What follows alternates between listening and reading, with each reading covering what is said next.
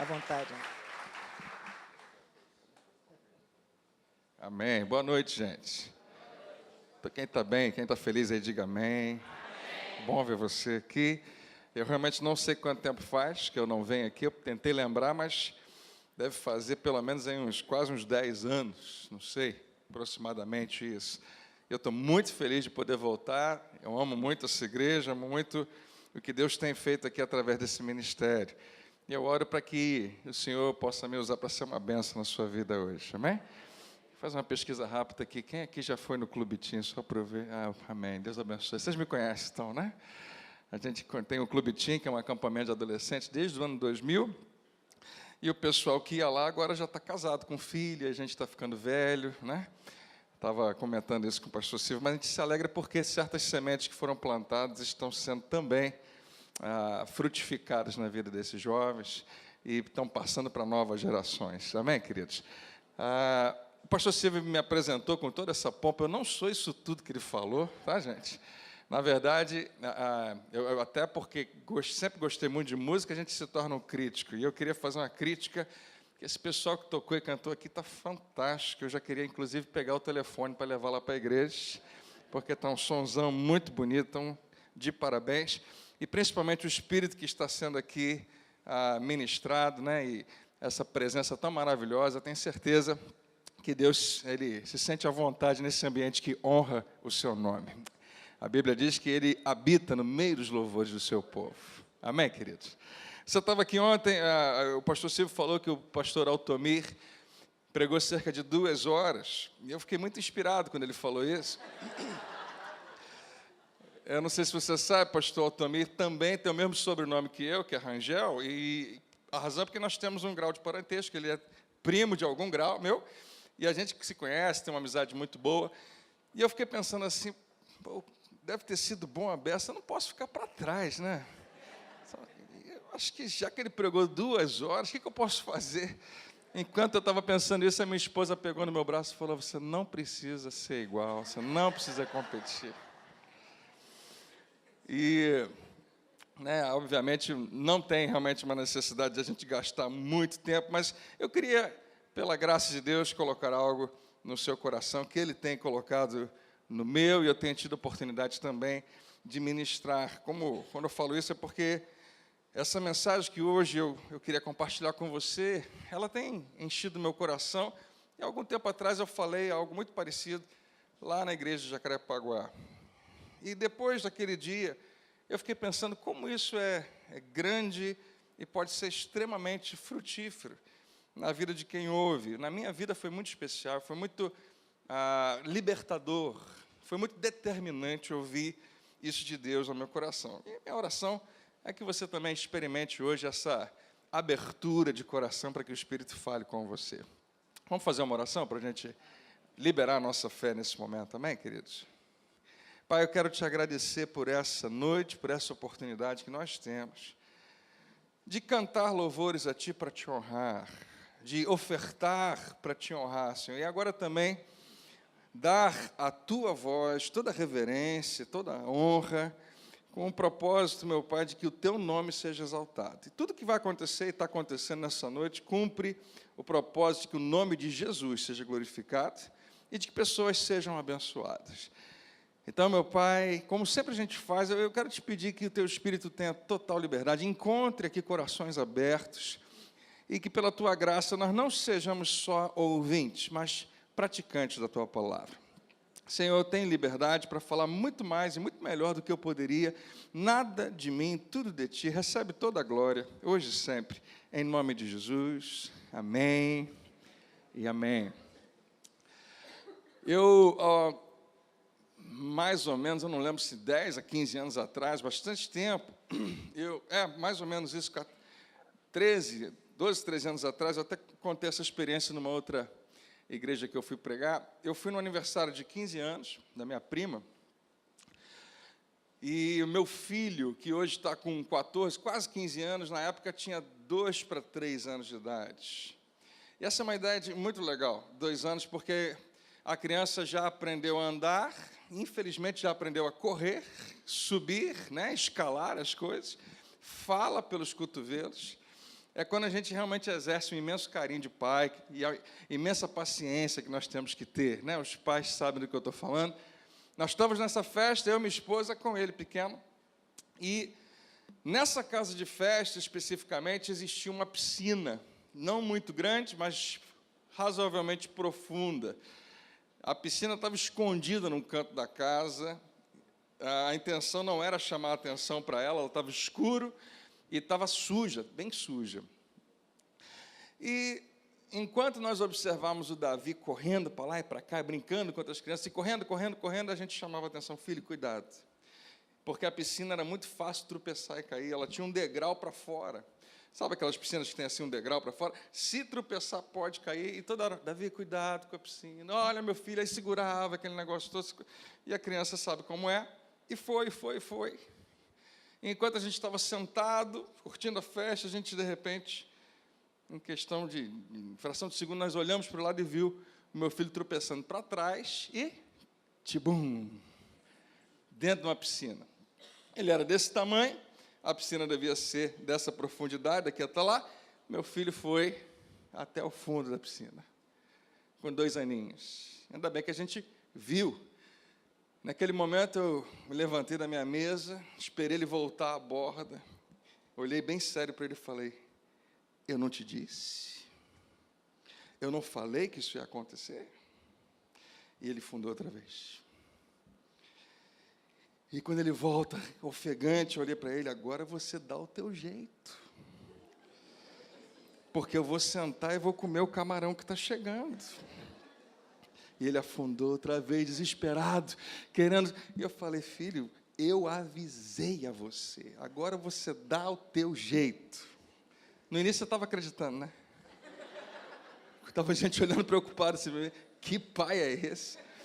Mas no meio da história você deve ter percebido que nenhum pai, mais louco que seja, faz uma coisa dessa. A minha esposa estava lá, ela pode testemunhar que não demorou 1 segundo para eu estar totalmente molhado dentro da piscina. No momento que meu filho caiu, eu caí imediatamente depois, curiosamente, com a roupa que eu tinha acabado de comprar, toda novinha. Calça, camisa, sapato, tudo molhado. E peguei meu filho naquela piscina suja, tirei ele, nós tomamos banho e continuamos a festa. Enquanto eu estou contando isso para você, e a razão de eu contar isso para você é porque eu queria justamente provocar em você esse sentimento que nenhum pai faz o que eu narrei aqui, de ver o seu filho morrendo, de ver o seu filho se afogando, de ver o seu filho em apuros, e aproveitar aquele momento apenas para tratar de uma lição que ele tinha que ter aprendido. Não, a gente salva e salva rápido. E vocês que confiam no que eu estou falando e acreditam que eu jamais seria capaz de deixar o meu filho afundar uma vez, ainda assim, somos nós que frequentemente acreditamos que Deus faz isso com a gente. Que quando nós estamos afundando no nosso mar de lama, de pecado, de sujeira, de destruição, que Ele olha para a gente e fala, eu te avisei. Eu falei para você. Você agora acabou com a minha paciência, você dá o seu jeito. Nós acreditamos, de alguma maneira, que Deus vai agir assim conosco, porque Deus já deve ter perdido a paciência dEle conosco. Eu sei do que eu estou falando, eu e você somos tentados em relação a isso.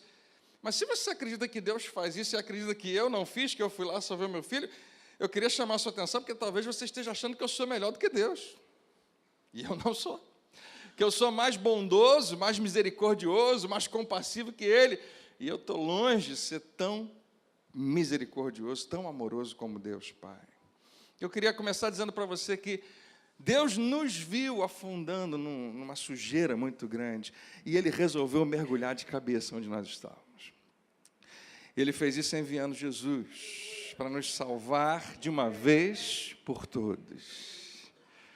Eu queria falar com você nessa noite é desse aspecto que às vezes a gente esquece de um amor, de uma graça, de uma misericórdia, que talvez seja uma das maiores crises da nossa igreja, a igreja moderna, das igrejas do dia de hoje, uma luta dentro de si de como é que alguém pode ser tão bom, tão maravilhoso, tão paciente, porque a gente tira por nós mesmos e a nossa paciência não é tão grande, a gente não consegue amar tanto assim.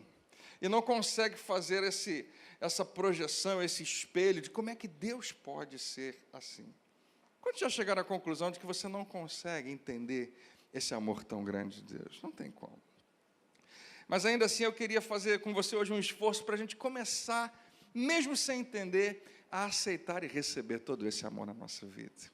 Se você tem vivido crise em relação a isso, se você tem sofrido por causa de uma autocondenação, talvez você saia daqui podendo tomar uma decisão muito importante na sua vida. Você está pronto para isso? Quem quer receber a palavra, diga amém. Abra sua Bíblia em Mateus, capítulo 14.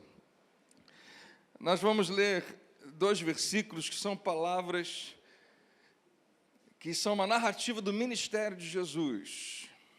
Não é Jesus falando aqui, mas alguém falando sobre ele. E é interessante porque nós acreditamos em Jesus, ele é o nosso herói, ele é o nosso salvador, ele é o nosso modelo. Então, o que se fala a respeito dele, se foi registrado é porque é muito relevante, é muito importante, então vale a pena a gente olhar, observar e tratar com muito carinho. Qual é o contexto dessa passagem? João Batista, que era, como eu sou do Tomizinho, do pastor Tomir, do pastor Tomi, primo, né? Jesus também era primo de João Batista. João Batista morreu da forma mais horrível possível, não era para ter acontecido daquele jeito, e Jesus recebe então essa notícia. Jesus não era isento de emoções, a Bíblia diz que ele frequentemente se isolava, muitas vezes até mesmo para tratar disso, mas Jesus não era dominado pelas suas emoções. Deixa eu falar um minutinho com você sobre isso, porque se você guardar isso vai ser legal. Emoções é algo muito bom, foi Deus que te deu as suas emoções. Alguém diz amém? É bom, a Bíblia fala que Jesus tinha, que Deus revela isso também. A Bíblia fala que Deus se alegra, né? A Bíblia fala, não entristeçais o Espírito. Existem emoções ligadas. O que nós vemos em Jesus, que apesar dele ter emoções, as emoções não o tinham. Não eram elas que o dominavam, ele tinha domínio sobre elas.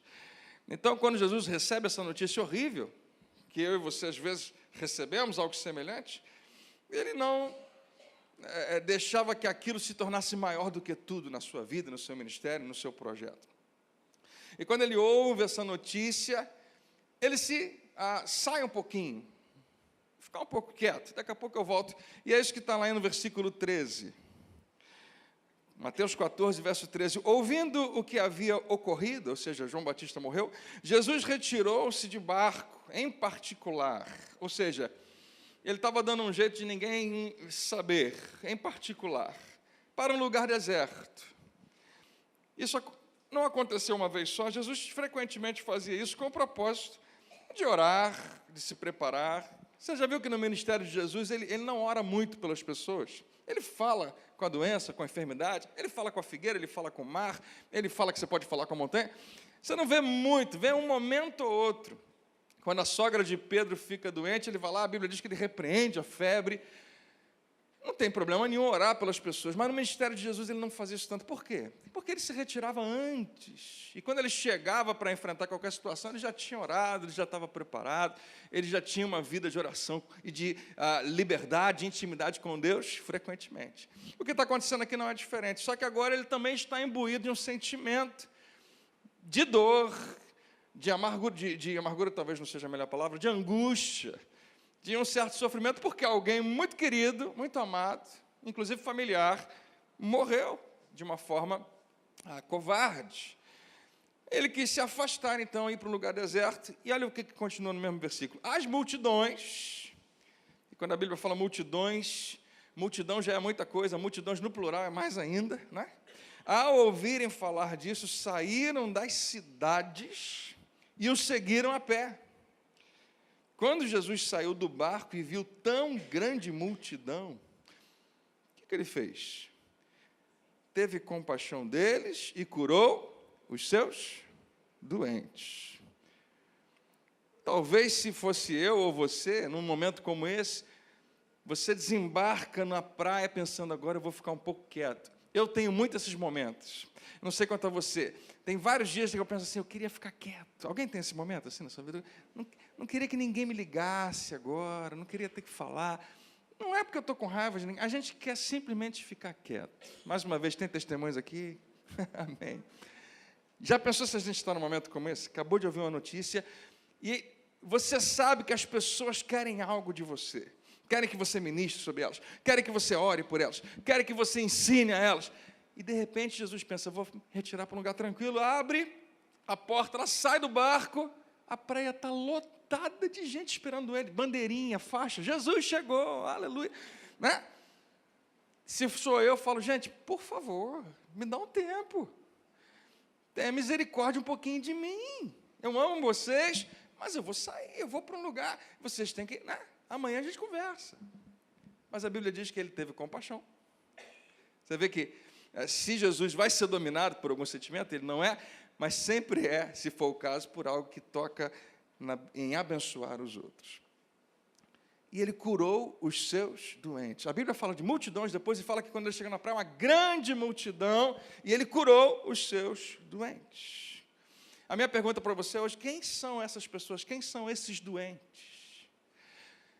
Porque nós lemos isso e passamos muito rápido, mas o que está acontecendo aqui?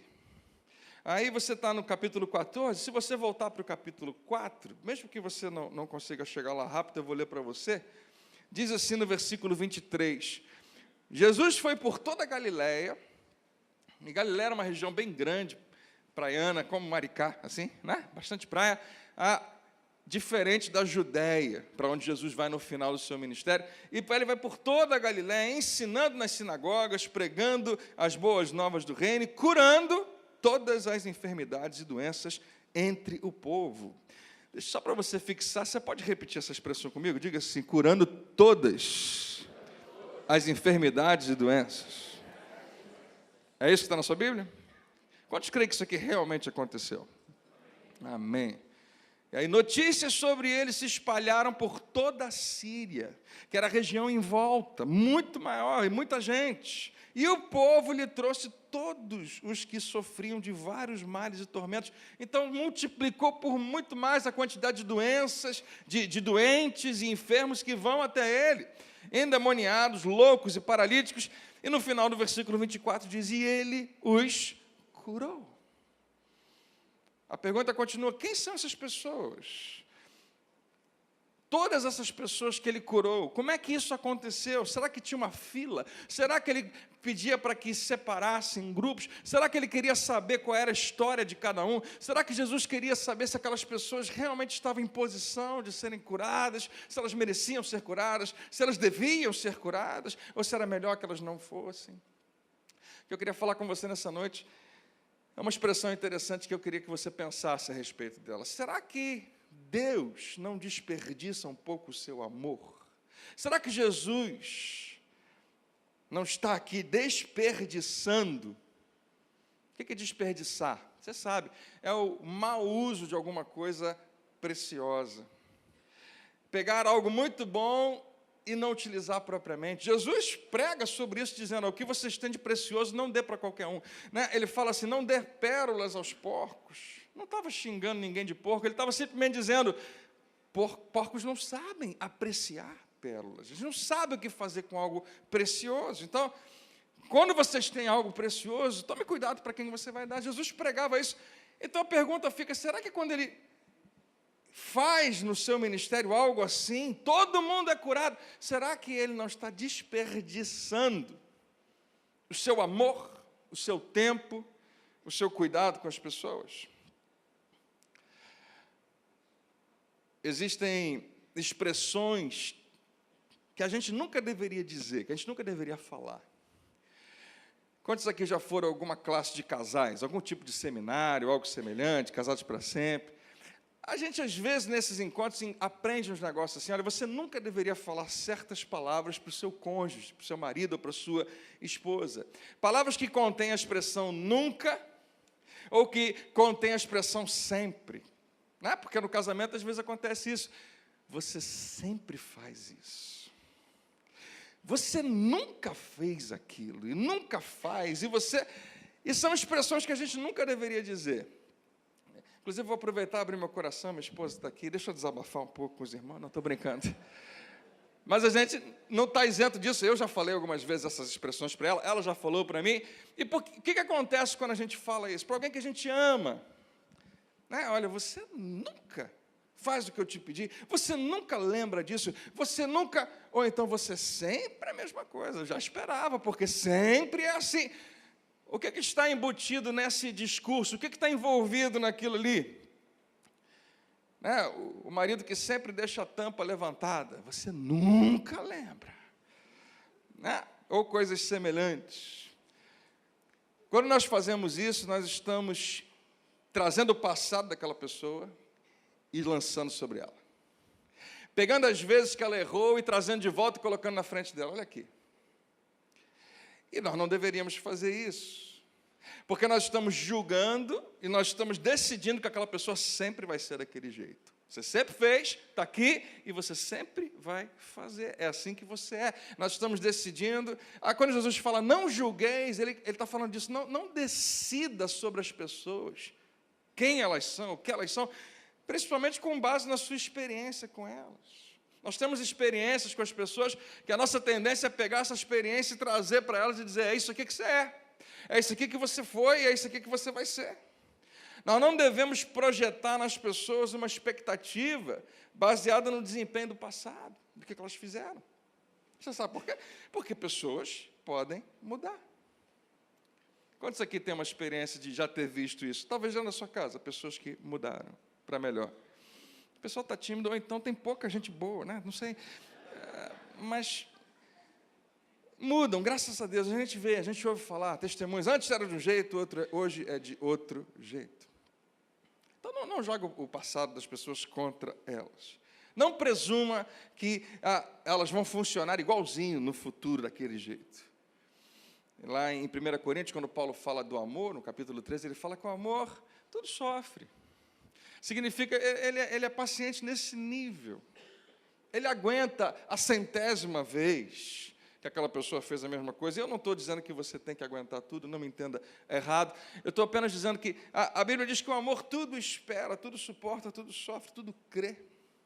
Quando se trata de casamento, a Bíblia está dizendo que talvez deveria ser assim. Tem a ver com você não pegar o passado daquela pessoa e trazer. Quando se trata dos seus relacionamentos mais importantes, isso é importante. Agora, uma coisa é você trazer o passado da pessoa para ela, outra coisa é se você tivesse a capacidade de trazer o futuro dela. Você já pensou se você pudesse prever o futuro das pessoas realmente? Se você já soubesse tudo o que vai acontecer? Nós cremos que Deus é assim. Que Deus já sabe. Quando você crê que Deus já sabe o que vai acontecer na sua vida? Que Ele é onisciente nesse nível, que Ele já sabe o seu futuro? Quantos aqui creem? Amém? Eu sou assim, tá, gente, mais interativa. Você tem que levantar a mão às vezes, não tem jeito. É porque é importante até você pensar nisso. Deus, Ele sabe do seu futuro. Imagina se eu soubesse do seu futuro. Se eu já soubesse o que vai acontecer amanhã, e depois de amanhã, daqui a um mês, daqui a um ano. E eu gosto muito de você, e você gosta muito de mim, nós nos amamos muito, nós temos um carinho muito grande. Já conheço você de vários clube teams, já conheço você de outras vezes que eu vim a Maricá, e você hoje, no final do culto, vem me dar um abraço, pastor, o senhor me abençoou, e eu falar assim, olha só, não abraça muito não. O que houve, pastor André? Achei que a gente estava legal. Olha, a gente estava legal, mas hoje eu fiquei sabendo que daqui a 3 anos, você vai fazer isso e aquilo outro, e é inaceitável uma coisa dessa. Então eu não posso ter um relacionamento com você, eu não posso ter uma amizade com você, porque o que você vai fazer é um absurdo muito grande. Você já pensou se nós tivéssemos a capacidade de prever e saber o futuro das pessoas? A gente ia jogar isso nelas o tempo todo. A gente ia lançar isso contra elas o tempo todo. A gente ia se utilizar disso para dizer para elas por que nós não podemos ter comunhão, por que nós não podemos ter um relacionamento. Eu sou capaz de julgar as pessoas pelo desempenho passado delas. Eu e você às vezes fazemos isso. Muitas vezes eu decido se alguém merece ou não merece alguma coisa. A gente faz isso sem conhecer as pessoas, já percebeu isso? Você nem conhece a pessoa, você fala assim, eu não sei o que é, mas não vou com a cara daquela pessoa. Não sei. Se você for investigar, você vai acabar descobrindo o que é. Mas a gente não sabe, nem conhece. Imagina quando você conhece. E você conhece bem. Porque acho que As etapas são as seguintes: a gente, às vezes, sem conhecer alguém, cria uma certa resistência. Depois a gente conhece um pouco mais e fala, puxa, não é como eu pensava que seria. Você já deve ter usado essa frase, olha, quando eu te conheci, eu achava você, não ia com a tua cara. Hoje eu descobri que não era nada disso, mas continua conhecendo, continua convivendo. Chama para passar uma semana contigo na sua casa. A coisa pode mudar, né? Nós podemos acabar nos tornando, por causa da intimidade, por causa da convivência, a gente começa a ver defeitos nas pessoas, começa a perceber certas coisas que não se compatibilizam com a nossa maneira de viver, de pensar, de agir. Então a gente fala, e a gente cria um pouco isso. Imagina se você soubesse de todo o passado, de toda a história. Porque essa pessoa que está sentada do seu lado direito, esquerdo, quem está na frente e atrás, tem um monte de história que você não conhece. Alguns de nós, aliás, muitos de nós, ou quase todos, nós temos segredos que nós não queremos que ninguém jamais nos pergunte, que jamais saiba. Imagina se nós todos soubéssemos. André, o que você está querendo falar? Eu quero que você saiba que Deus sabe.